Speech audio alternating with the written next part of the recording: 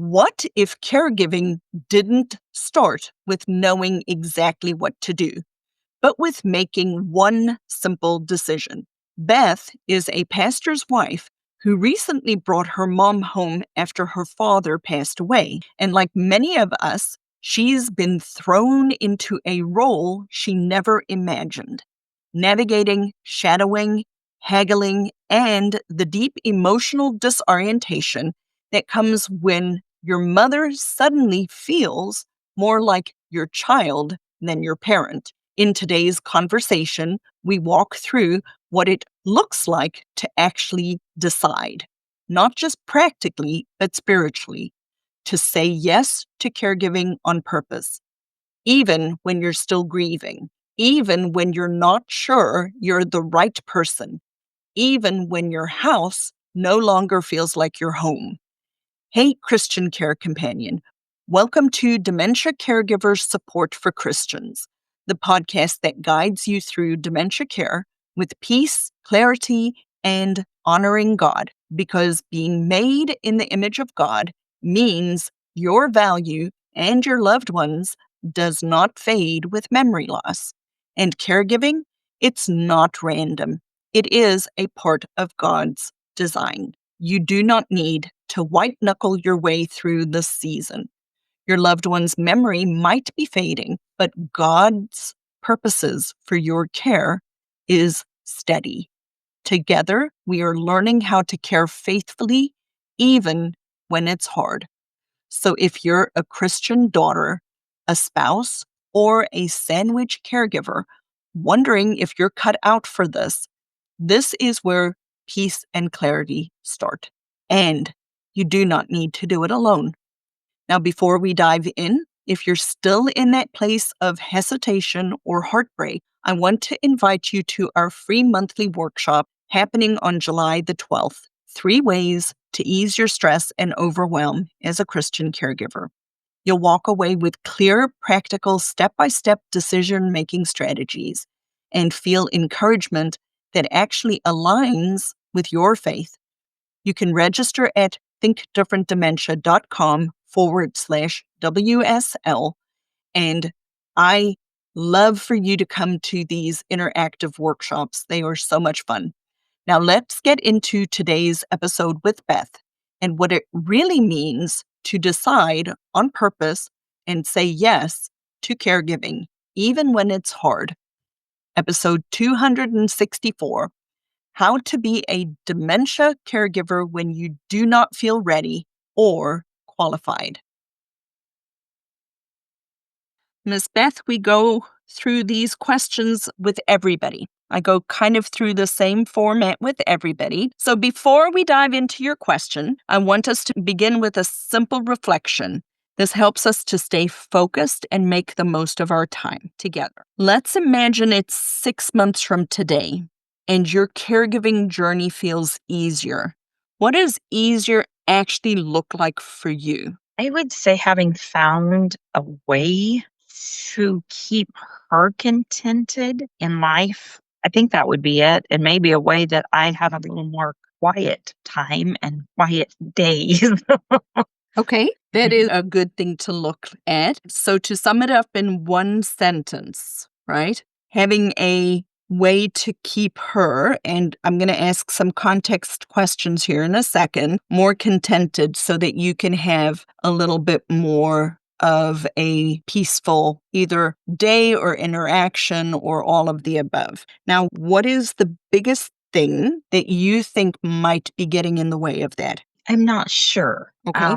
May I help give you a couple of prompts? Yeah, Okay. maybe. Would you say it's responding to what's known in the world as behaviors, or is it that you're struggling to communicate, or might it be because she's anxious or needing more stimulation or activities? Could it be one of those things? I think probably the last two. She does a lot of shadowing and Okay. I like constant haggling. And she I'm sorry probably I'm laughing, but that was a good description. I looked it up in the dictionary to make sure it was a word. I'm like, yep, that fits. It is a word. Okay, so Um, you identified shadowing and constant haggling. So I'm going to rephrase what I understand by constant Okay. haggling just so we can be on the same page. When I hear that, I would imagine repetitive questions, asking the whole time, what do we need? Where are we going? What are we doing now? What about this? All of those kind of interactions. Was that an Right. accurate description? Yes. What about Okay. my home? What about my bank card? What about, which I understand the fear behind every one of those, but at the same time, I've Hmm. already answered those. I know it's an all new adjustment, what's happened to her, but it's just constant when I get home, I'm Okay. going to do. And then if I even say anything to my husband that she thinks, which I'm the daughter, I said wrong. Oh my, that's can't talk to him that way. Okay. I'm like, I didn't say anything. Okay. So now I'm going to ask you some context questions. I'm pretty sure I Okay. know where we're going, but it Okay. sounds like to me, based on what you've just said, your mother has recently moved in with you and your husband, and you are providing her care. Yes. Okay. Now, a couple of more contextual questions that'll help me. Do you have an actual diagnosis of dementia? She has an appointment. My dad passed away in January, and it became obvious immediately. Her sister said she cannot stay here. A lot going on in the home. We've worked through that, but she's not safe on her own. So I've had to bring her into Washington State, the Washington State Medical Care. So in June, I do have an appointment with a primary care physician who I Okay. trust. They've already done some of the initial testing in Illinois, and she didn't know the year. She doesn't know, she doesn't know the president. She doesn't know anything. Mm-hmm. And that, while she's very communicative, she doesn't know those things. So we Okay. are working on that. It's probably going to take us a little bit to get that diagnosis. Okay. Until then, yes, I kind of am self-diagnosing with what I Okay. have come to. So, may I ask a couple more clarification questions? Because what I'm doing is taking us from here in. Right. I Okay. Yeah, About how old is your mom? she's 75. 75. So, pretty young still. Yes. Yes. Okay. So, she's 75, recently lost her husband, moved from one state to another. Obviously, other people have identified that something is wrong, indicating that she can't live alone, and you moved her. The way I explain it to people is there are typically three buckets that people fall into related to dementia and the functional side of dementia. And I'm going to give the three buckets to you, and then I want you to tell me which one she lands in. Okay? This is Okay. not a diagnosis, but it'll help Right. us, it'll help narrow it down so I can actually help Okay. you with this. The first bucket is the person, if I were to meet them on the street, without anybody helping them, if I were to meet them on the street, I would not necessarily know or tell that something is wrong. I might because I'm pretty good at this, but a normal person may not. The person is still able to sequence themselves through all of their self-care. They can probably maybe still even cook some simple meals or maybe even pay a bill here or there, but things are starting to fall apart. Things are starting to become evident. We're making mistakes, but the quality of the self-care still looks pretty good. That's bucket number one. That would be the mild dementia or mild cognitive impairment range. The middle bucket is the person is now starting to, if left alone, not be able to actually sequence themselves through their self-care anymore. They're starting to make mistakes. They're starting to skip steps. The quality of their self-care is going away. When, if left alone, you met them in the street, people would tell we're not taking care of ourselves quite as well as we used to. Our clothing may be dirty or not matching up, but we're mostly still able to do the basic self-care things. We're not able to do real well with cooking and those kinds of things, but quality is starting to fall apart. Physically, we're able to do things, but we're needing the cueing and the guiding and the prompting. And then the third bucket is where the person has gotten to the point where both the physical and the thinking overlap, start to come together, and we're starting to need help with getting dressed and going to the bathroom and cleaning ourselves and all of those kinds of things. So the physical component of caregiving starts to come into the equation. Which one of those three would you say your mom is in? The middle. Okay. Very definitely. Okay. So, Part of her caregiving on taking care of herself, she remembers to do prompting, showers, and reprompting and prompting again. But as far as cooking, paying bills, yeah, no. okay.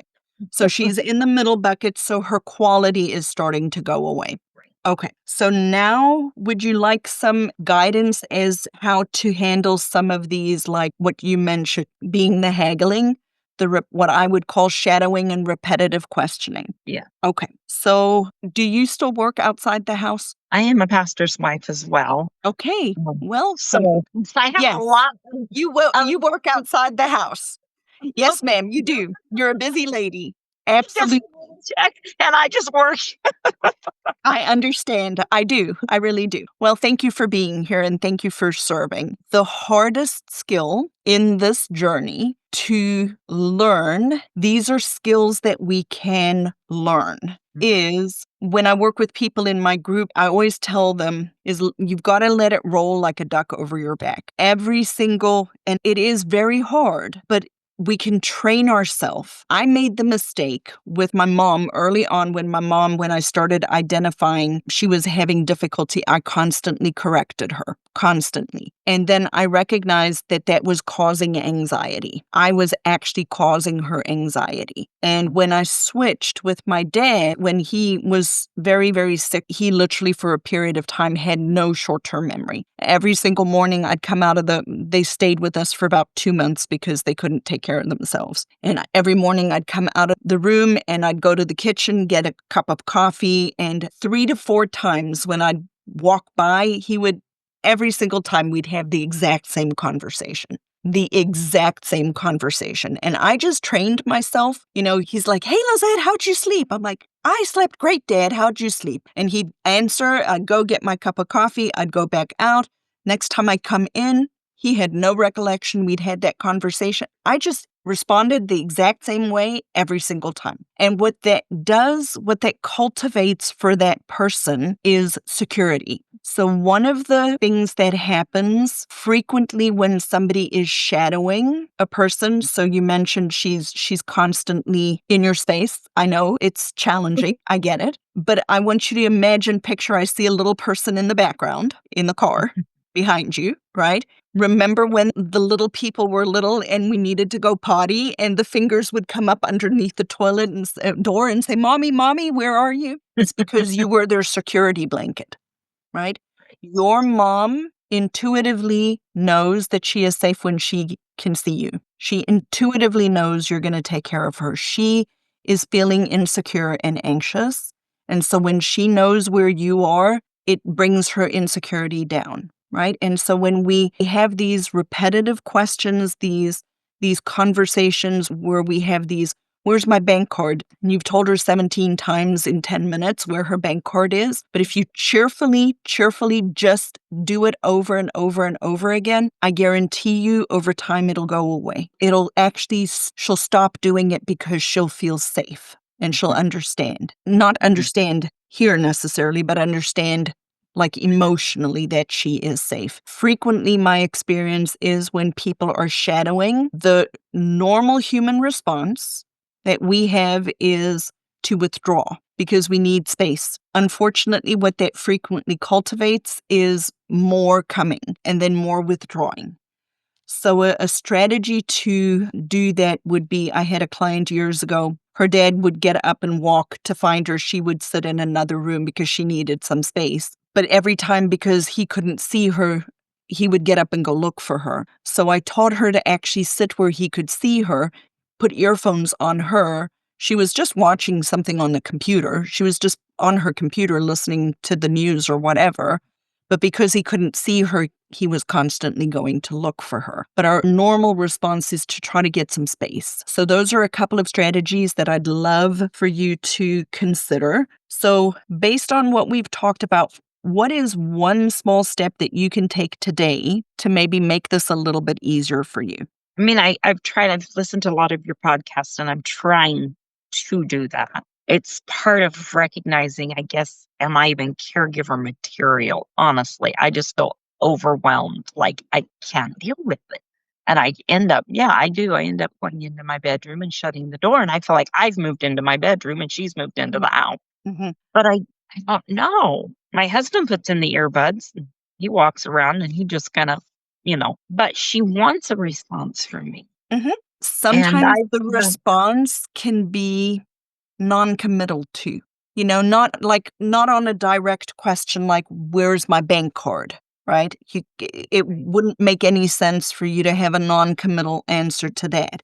But Right. sometimes if the person's just talking, Mhm. you can say things like, "That's interesting, tell me more," and kinda switch your brain. Right, but switch your brain off, right? You Yeah. let her Okay. let her talk, and when she stops, you just keep saying, "Well, that's interesting, mom. Keep going. I'd like to hear more." Where in that, if okay, I've had a couple instances where I didn't correct her. Mhm, I just thought, okay, they said don't correct. mm-mm, So I didn't correct her thinking on something she was telling me. Then later she would say, somebody told me, and would refer to the conversation that I mhm, hadn't corrected that item on. mhm, And now she's telling herself stories about this story that she told the story about. mhm, and that would be Where do I confabulation. Yeah, really Yeah. bad, really But bad. that's okay. A person who doesn't remember is not going to remember, and they will make up a truth, and the truth may not be the truth, right? Mhm. And so when not correcting her was the right thing to do, and trying to bring her back to that reality is just let it play out, you know? Okay. And even if she's telling other people this story, other than if it is like something that is like going to put you in prison, right? Right. Like stealing money or, beating you to a pulp, that kind of thing. There are ways of communicating, like you're a pastor's wife, right? Your church needs to know and understand what you guys are dealing with, and that Mhm. some of what's going to come out of her mouth, and she's not lying on purpose, right? She's not lying on purpose. She is just not able to keep all of these pieces together anymore. And so it's hard to let a person kind of go down the rabbit trail, but trying to correct them and bring them back only causes conflict. Was that helpful, Miss Beth? It is. It feels so wrong when it's your mother to just say, "Oh, okay. Yeah, that's interesting." Because that's not how we react to our mother. We "Yes, mother," or you know what I mean? And Uh-huh. I'm struggled through that. So maybe just in answer to your question, learning to just let whatever she says come out and be what it Mhm. is. So Um, let's reframe that, if I may. okay. When you had little people in your house and they had flights of fancy and they were playing a game where they made up stuff because that was where they were, Mhm. we didn't correct them. Right. We validated what they were doing. Mhm. And that's the same technique that we use now with your mom. And the reframe I have for you is you are honoring your mom still in this journey. I don't want you to treat her like a child because she is not a child, No. but her thinking is childlike, right? So she's not childish, she is childlike. And so it is hard to see your mom. I know from experience. My mom was a brilliant person. She passed away Mhm. in February. I'm sorry about your dad passing away in January. She was brilliantly smart her whole entire life, even all the way through, and she lived with vascular dementia. It was not what caused her to pass away. However, for many, many years, she was very much like a child in a lot of her interactions, but I was still able to honor her as my mom by treating her with respect and loving her where she was. And not like we never ridiculed her childlike behavior because she couldn't necessarily modulate that. She couldn't change that. So, yes, I recognize it is hard, because it is your mom and you want to honor her as your mom. The way you honor her as your mom is she is a woman with dignity, created in the image of God, going through this process where her brain is actually having physical changes. And the way we help her through those physical changes is by validating and meeting her where she is emotionally. But we wouldn't expect her to be able to plan ahead and arrange to go to college at that age, right? So we meet her where she is. And Mhm. that's what I'm suggesting that you do with your mom. Okay. Was that a helpful reframe, Beth? I think so. Just take it and pray. Say, Lord, help me to do this because it Absolutely. it's exhausting. There's just no longer my husband and I time. She's there Well, all the time, and that it's is always that about is a whole separate conversation that I'd love to have with you.